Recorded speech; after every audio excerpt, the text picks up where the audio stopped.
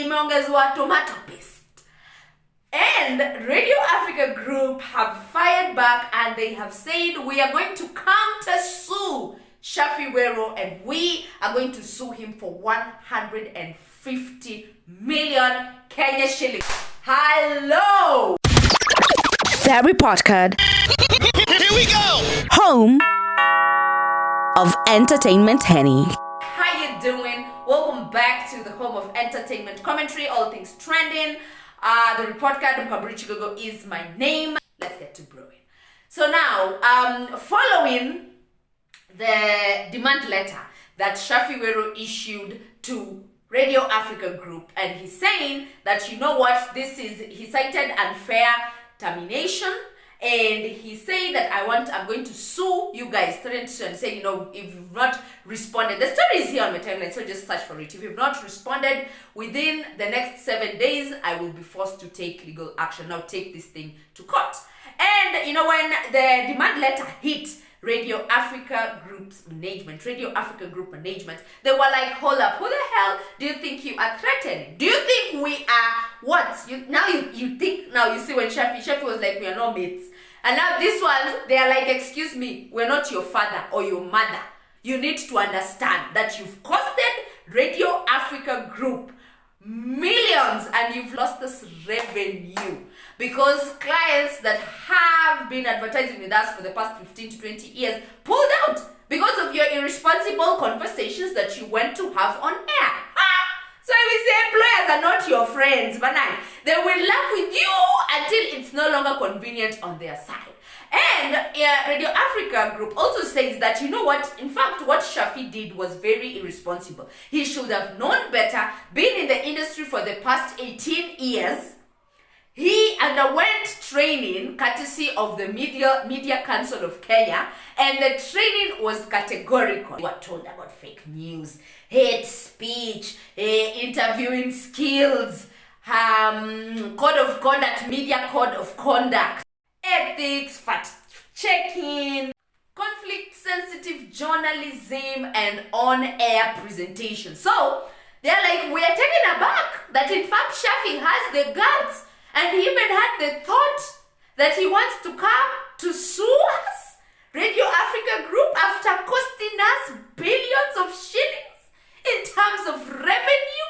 You gotta be kidding. So this is the statement that Radio Africa Group put out, and this is just in part of what they had to say in regards to the demand letter that was sent their way. All right, so I'll be reading an extract from The Star, and this is what say Radio Africa in its response to Shaffie's lawyers further states that Shaffie contravened company policies and his employment contract, and as per the terms of his contract, such actions led to forthwith termination of his services. His actions were unconscionable and amount to severe gross misconduct. He should have known better, having been in the media industry for 18 years and receiving continuous training on media regulators, programming codes, broadcasting regulations, codes of conduct and ethics, including a very recent training by the Media Council of Kenya in February 2021, which covered ethics, code of conduct, fake news, fact-checking, interview skills, conflict-sensitive journalism, hate speech dilemma in media, on-air presentation skills, Radio Africa said. And the company said that it will robustly defend any claims made by Shaffie against it.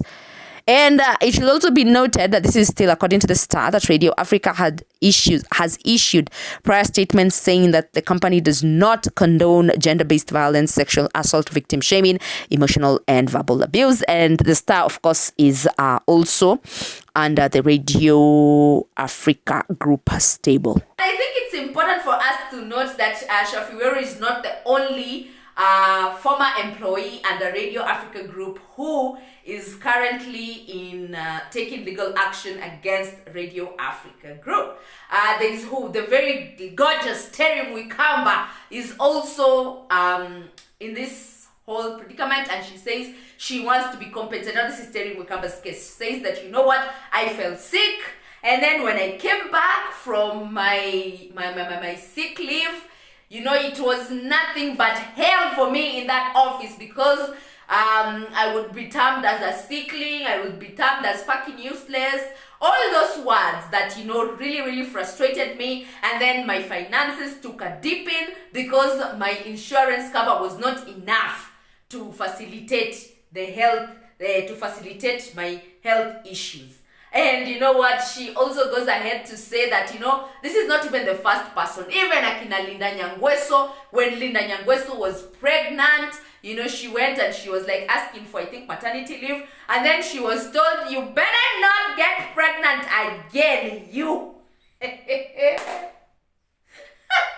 Don't give birth again, just that one is enough. And then I don't know, another guy also went in to try and say, by the way, is how even me, my baby, like I'm expecting a roster next time wear a condom, bro. Because we cannot keep doing this. We cannot keep doing this. So, long story short, I honestly don't see Shaffie Weru getting his 21 million. I don't see that happening, because if you're going against, okay, fine, anyway, let me not be too quick to say anything, because at this point it almost feels like it is Shaffie against Radio Africa. And Radio Africa, you know, the fact that they've come up and said, we trained you, you were in media for the past 18 years, you should have known better, everything. I think it would have been forgiven if the 15 to 20 year clients had not pulled out and they had not lost revenue. I still go back to that fact, that point that we made. If maybe it was just like this, then they would have, you know, been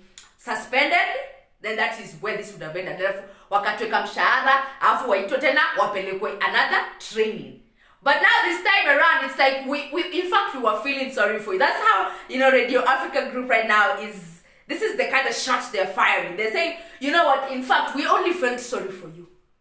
From the word go. That's why we never wanted to pursue anything. But now because you are twisting our arm like this and you want us to respond to you, we are going to fight fire with fire. So, Shaffie 21, Radio Africa Group are like 150 million. So, I do not know if they are going to come to an amicable agreement, or both of them are going to say, then let's take these things to court. I sue you for that, and then you countersue for the 150, or they are going to have a mediation and sit and talk and just say, okay, fine, bro, you made a mistake, so probably we're just going to give you this amount of money so that you get off our asses. Or they're going to say, hell no, we want our 150 million. Because, I mean, technically, if it's 150 and Shaffie is only suing for 21, still it almost feels like Radio Africa Group, they're saying that, you know what, our sleeves are rolled, we've taken out our earrings and our hoops, and we are ready to fight. Bring it on. Hey.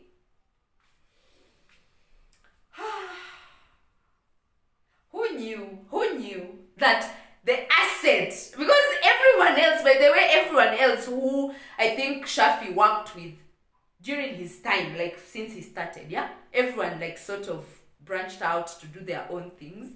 Who knew that at some point Radio Africa Group and Shaffie Weru would be involved in such back and forths?